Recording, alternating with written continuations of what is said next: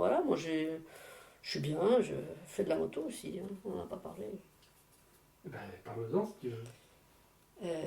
La moto, ça aussi, c'était un rêve. C'était un rêve quand j'étais adolescente. J'adorais les motos. Ben, évidemment, c'est l'époque Johnny, James Dean et tout ça, quoi, hein. Et mes parents m'ont toujours interdit de monter sur une moto.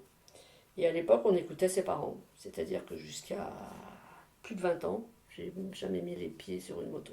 J'ai eu une fois, je crois, à 20 ans, en tremblant, en me disant pourvu que j'ai pas un accident, pourvu que mes parents me voient pas, pourvu que ci, pourvu que ça. Parce qu'ils étaient sévères, hein, enfin ma mère, parce que mon père n'était pas là. Euh, et voilà, et c'est tout. Et puis un jour, quand j'étais à Lyon, au moment de mon divorce, j'ai ouvert un centre de remise en forme avec des tables automatisées. J'ai pris du personnel et la nana, elle me dit: ah tiens, je vais passer mon permis de moto. Je la regarde, permis de moto, bon, elle était beaucoup plus grande que moi, permis de moto. Et là, ça a fait son chemin dans ma tête et je me suis dit: mais c'est pas réservé qu'aux hommes. Parce qu'à l'époque, il y avait, d'ailleurs, il y en a des femmes maintenant, mais il n'y en a pas énormément. Et pour moi, c'était réservé aux hommes. Et ça a fait son chemin. Et je me suis acheté une 125. Je suis arrivée ici à Metz en 92. Et j'ai eu ma 125, je l'ai achetée. C'est un copain de Lyon qui me l'a amené ici, parce que j'étais incapable de conduire. Et j'ai conduit ici en 125 pendant pas mal d'années avant de passer mon permis.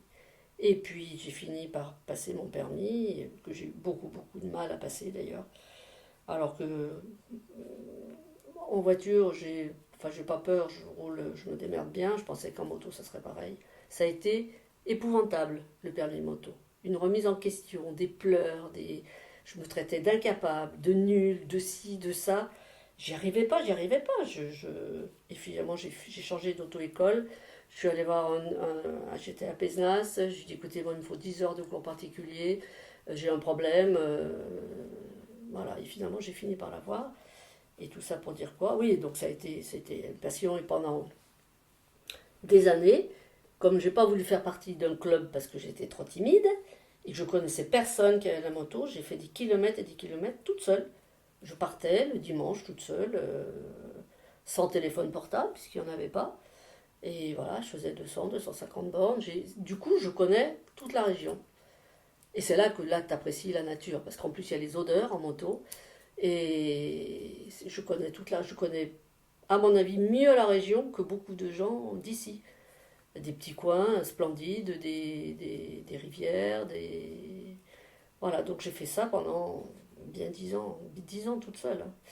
Et puis après, ben, ça s'est un petit peu démocratisé, il y a eu un petit peu plus de gens qui avaient des motos, j'avais des élèves qui étaient motards, et puis maintenant ça me dit plus grand-chose toute seule, ça m'attire plus.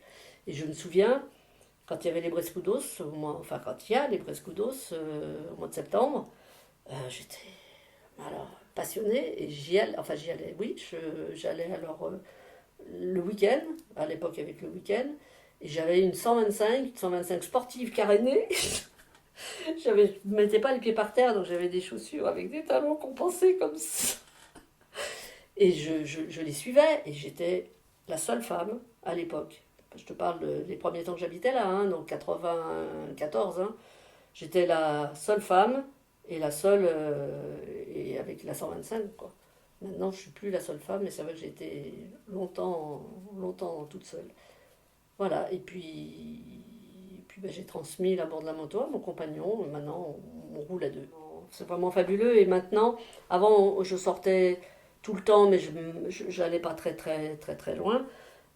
Maintenant, on fait quand même, on part 2 jours, 3 jours, parce que je suis pas toute seule, 2 jours, 3 jours, parce que c'est vrai que j'en ai un peu marre de faire tous les alentours d'ici, quoi, parce que je connais un peu tout par cœur, et c'est quand même beaucoup moins marrant qu'avant, parce que la limitation à 80, excusez-moi, mais en moto, après, moi, ce qui me plaisait aussi, alors c'est pas tellement la vitesse, parce que l'autoroute, je la prends jamais, j'aime pas. J'ai jamais roulé à 180, hein, je roulais à 130, 140.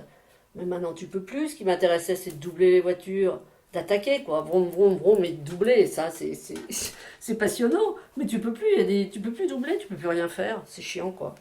C'est chiant. Voilà.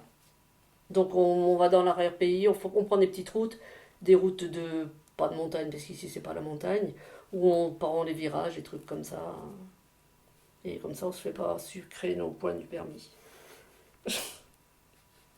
Voilà, par contre je me considère pas une vraie motarde, parce que quand il pleut je la prends pas, quand il fait froid je la prends pas. Voilà, ça doit rester un plaisir.